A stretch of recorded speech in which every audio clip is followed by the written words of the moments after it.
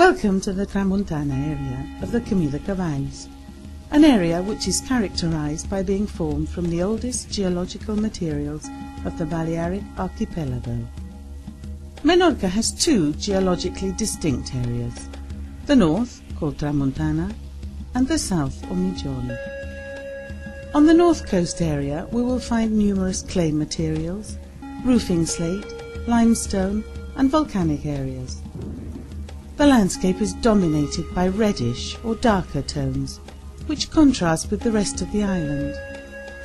Its waterproofing from the slate, as well as the intensity and erosive action of the wind from the north, favour a type of low vegetation which, along with wetlands, provides the area with a unique beauty and landscape diversity.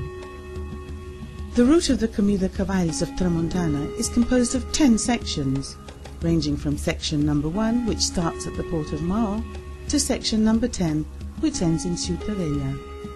In this audio guide we will explain the heritage, landscape and the natural elements we will find along the way. In the area of Tramuntana we can enjoy the coastal and interior sections, the biodiversity of the landscape and flora and fauna, which, among other things, made Menorca worthy of being declared a biosphere reserve by UNESCO in 1993. Of the 19 natural areas of special interest that comprise the reserve, 9 are on the north of the island. Along the Camí de Cavalls we will be able to visit up to 8 of these ANE areas. On the north coast it is also important to mention the Marine Reserve, established in 1999, with the dual purpose of protecting the coast of Menorca and preserving the species that live there. This also allows the sustainable management of the fishing activity. The reserve is the area between the tip of Mola de Fornells and Cap Gros of Ciutadella. In Menorca, the coastal seabeds are densely covered by Posidonia oceanica, incorrectly called seaweed. These seabeds are host to all kinds of fish, invertebrates, mollusks, small crustaceans and even corals. It is a marine plantation that, once dead, forms a natural barrier and prevents the erosion of the beaches. Wetlands, such as surface water bodies, marshes, torrents or temporary ponds, are very common in the north. The cycle of water masses in Menorca varies greatly depending on the time of the year, and in many cases is a sheet of water in autumn, an increase of green vegetation in winter, an explosion of flowers in spring, and an almost dry look in summer. In Menorca there is a conservation project of temporary ponds, which is part of the European programme LIFE, to preserve and protect species that can only be found in these ecosystems. The vegetation is particularly affected by the north wind, known as the Tramuntana, and one of the main features would be, perhaps, the aerodynamics of this wind, which can reach speeds of up to 120 km per hour. In spite of these winds, the northern coastal vegetation includes 21 of the 24 micro-reserves of flora, which contain about 1,200 species. These micro-reserves were created by a network of protected areas of threatened native flora within the framework of the European project Life Nature. In the north, species of low shrubs abound, sucarells, which have a hemispherical shape with a burned appearance, heather and rosemary. One of the best known is the endemic chamomile of Menorca, which has many healing properties for digestive disorders. The fauna of Tramuntana is of great importance, especially in spring and autumn time, when migratory birds abound in the wetlands and cliffs. The Albufera de Sgrau, the Salinas de Mongofre, from Tirant to Cavalleria, and Punta de Scullà are sites where you can observe these birds. These are all areas of additional protection known as ZIPA, Special Protection Areas for Birds. Of a total of 15 in Menorca, 9 are in Tramuntana. Section number 1, from Maó to Sgrau. We can enjoy the beauty of the port of Maó, a magnificent natural harbour with a long history. There are unique places like the Cove of Samasquida, where the British lookout tower of Sapunta is the highlight, and little-known places with casetas de vorera, fishermen's refuges, such as the Macà de Benillauti. We will also find the wetlands of Sabassa, situated behind the beach of Samasquida. The estimated time of the journey on foot, stopping at the most interesting points, is 3.5 hours, with a distance of 10 kilometers. The difficulty is medium. Section number 2, from Esgrau to Favarich. We can see birds that migrate between Europe and Africa in the natural park of Albufera de Esgrau. We will also go across the north and south beaches of Camarines.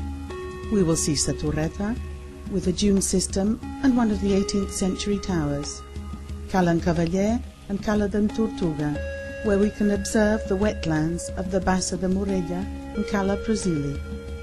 We will finish the walk at the lunar landscape of Favarich Lighthouse.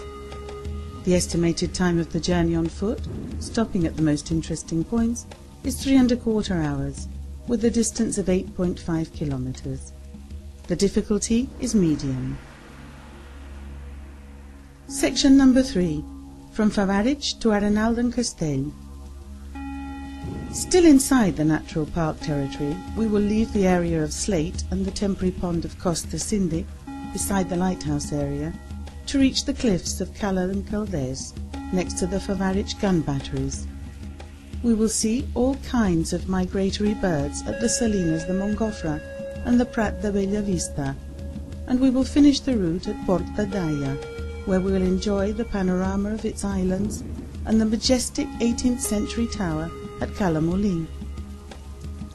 The estimated time of the journey on foot, stopping at the most interesting points, is 5 hours, with a distance of 13.6 kilometers. The difficulty is medium. Section number 4, from Arenal d'en Castell to Cala Tirant. We will begin at the Arenal d'en Castell urbanization.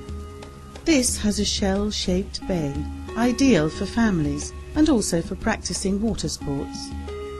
We will visit Sonsaura del Nord and cross its meadow to discover Cala Blanca and Cala Roja, geologically very interesting because of their morphology. Here, at the end of the port of Fornells, we will be surprised to encounter an early Christian basilica dating from the 5th century at Es Cap d'Esport, and the wetland of Ses Salines. The estimated time of the journey on foot, stopping at the most interesting points, is 4 hours, with a distance of 10.8 kilometers. The difficulty is medium. Section number 5, from Benimallà to Tirant. Entering at Platges de Fornells, we will go across the beaches and the lake of Benidorm at Tirant, and along the coast to enjoy the highest concentration of endemic sucarells on the island until we reach Cavalleria. Here we will find the port of Sanice, a Roman settlement, an 18th century tower, an eco-museum, and a lighthouse with breathtaking views. We will continue the route crossing the beaches of Cavalleria and Calamica, and we will finish in Benimallà. The estimated time of the journey on foot, stopping at the most interesting points, is 4 hours, with a distance of 9.6 kilometers. The difficulty is medium. Section number 6, from Benimallà to Olzolox. The path starts in Benimallà and continues to the only volcanic area of the island. This is an idyllic landscape of crystal clear water, with the beaches of Pregonda and Pregundó covered with fine golden coloured sand, and also the reefs of Ses Peñas Blancas. We will climb the hills of Son Ermità and Benidalfin, and go down Cala Barril in front of Cecilia's Bledes.